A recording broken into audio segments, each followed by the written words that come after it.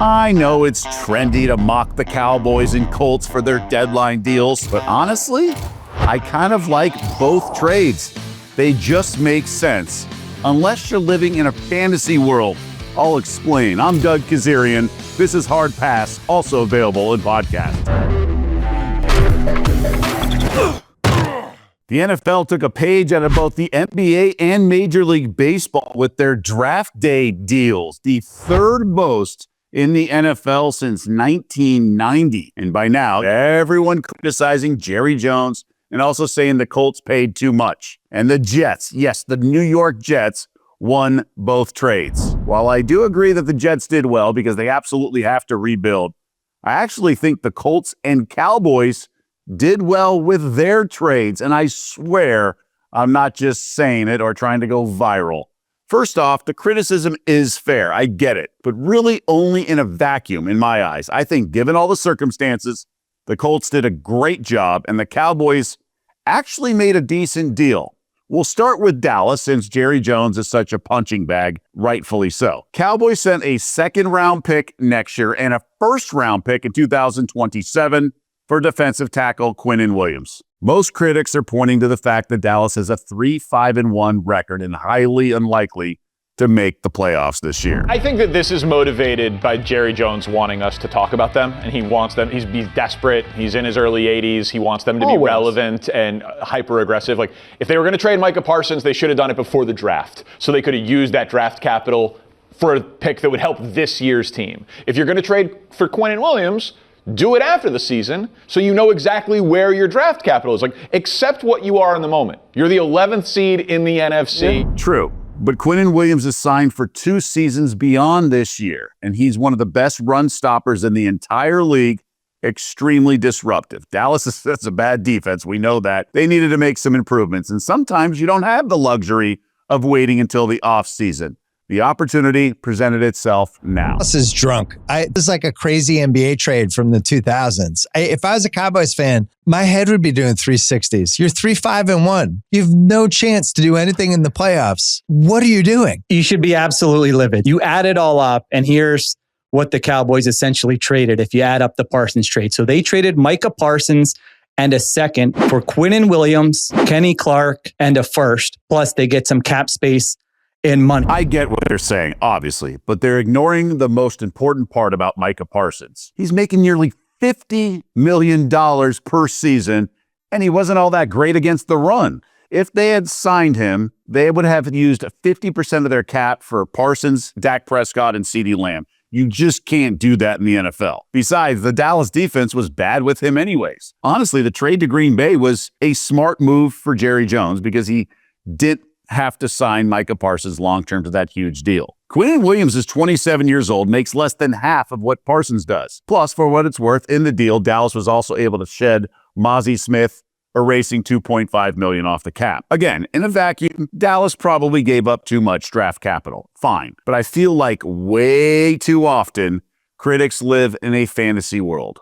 Maybe the Jets weren't budging because Williams is good, right? So they had leverage. It takes more than one guy to overhaul a bad defense like Dallas. So I believe it makes sense to get a main guy at age 27 and build that way. Thus, Dallas was willing to pay a high price tag in terms of draft capital, but a fair salary, all things considered. Now, from a football perspective, the Colts trade for Sauce Gardner, much more interesting. Indy is tied for the league's best record, thanks to the single most efficient offense right now in the entire league. And actually, it's among the best we've seen in recent memory, statistically speaking. The defense needs some work. So Indy is pushing their chips all in the middle and going for a Super Bowl run. Now, Indy absolutely gave up a lot. First rounder in each of the next 2 drafts. That's unquestionable. But sometimes that's what it takes. I'd rather have a known commodity over unknown commodities. In this league, 50% of the first rounders are busts. 50% of the guys can't play at this level. So you take a guy like Sauce Gardner and you put him with a guy like Lou Anarumo, who does the defense over there, is the coordinator for the Indianapolis Colts. And how much better did this football team just get? The key in terms of salaries, the draft picks have much lower fixed salaries than those stud players. So it's another reason why the picks are so valuable. Thus, in a vacuum, the criticism is fair, but trading for a star player is much better during the season because of two reasons. One, you kind of know where you'll be drafting. So Indy's first rounder next year is likely very late in the round. Two, you don't have to sign the guy you acquired to this mega deal. Micah Parsons, Khalil Mack, Jamal Adams, all those guys were traded and subsequently got huge contracts. That's not the case with Sauce Gardner. First, the Jets already paid his signing bonus. Not a ton, but it's something. Second, he's still on a rookie deal for this year and next. So ultimately, the Colts could avoid a huge salary in 2030 if he doesn't pan out and they end up cutting him. It's also worth noting that Gardner is far from a no-brainer, can't-miss prospect, let's call it, with some calling him overrated. That may be the case, but a couple reasons could account for his statistical decline. First, the Jets' pass rush has dipped, so that obviously has a domino effect on defensive backs. Second, he could be the ideal fit for Indy defensive coordinator Lou Anarumo. And given his length, he will likely shine in zone defense after playing man with the Jets. Colts are definitely gambling a bit here, but isn't that what you want your team to do when they're 7-2 and believe maybe a player away from getting over the hump and reaching the Super Bowl? Again, critics often live in a fantasy world, but what if the Jets weren't budging? Or maybe there was another team interested, so there was a mini bidding war for Sauce Gardner. You can't get a steal with every trade. We know that from fantasy, right? Sometimes it does make sense to overpay when the timing warrants it. Don't forget, Anarumo is the defensive coordinator that schemed a pass rush of 3 guys, only rushing in the second half against the Chiefs in the AFC Championship game in 2021. That enabled the Bengals to get over the proverbial hump and reach the Super Bowl. Coincidentally, in that Super Bowl, Cincy lost to the Rams, who acquired a high-priced defensive back during the regular season in Jalen Ramsey, and he proved to be a difference maker. Sauce Gardner could be that for Indy, a huge weapon for the veteran defensive coordinator that helps Indy get over the hump and outperform the other AFC contenders. The Colts, remember, have been stuck for a while since Andrew Luck early retired, right? So now is their time, and they're going for it. Along those lines, a couple other deals worth noting. I really like what the Chargers did acquiring offensive tackle Trevor Penning from the Saints. Maybe they overpaid with a 6-rounder. He's probably not that great, but now is not the time to get cute. You're 6-3. You have Jim Harbaugh, and Justin Herbert is playing well. Just go get someone to replace the injured Joe Alt. Get the deal done. All of this is about winning the Super Bowl, so the Chargers are going for it in a much smaller way.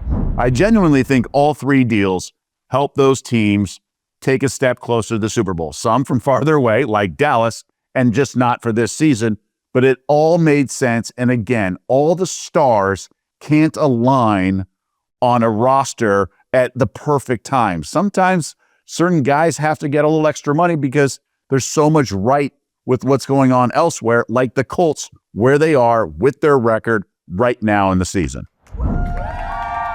Time now for Fans in the Stands, and this is when we get to respond to our audience or our fans in the stands, the comments section. And just a reminder to like and subscribe. It really helps us out with the analytics. It is the currency in this YouTube world, but also join the conversation. Let us know your thoughts, what you like, what you dislike, random questions, things like that. Please join the conversation and we'll respond to all of them on the site, but then a couple here on the show.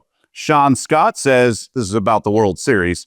I may have watched 30 minutes of baseball this entire year. I watched every second of Game 7, and it was amazing.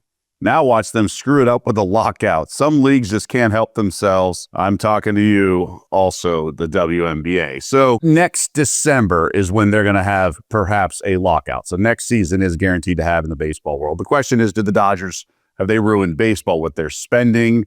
Back-to-back champs? Like, I don't think so. The entire recent episode explains why. In short, they almost lost.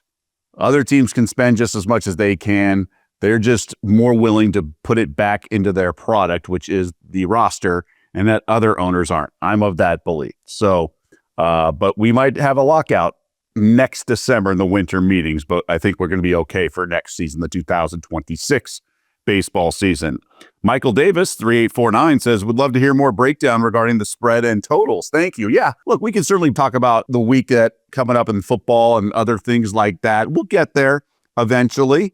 This is more about topics that are interesting, but we've done some plenty of betting content, especially at the WNBA and the NBA finals when we first launched. But I certainly understand it. We will have betting info. I've given out some futures that I think have all played out pretty darn well.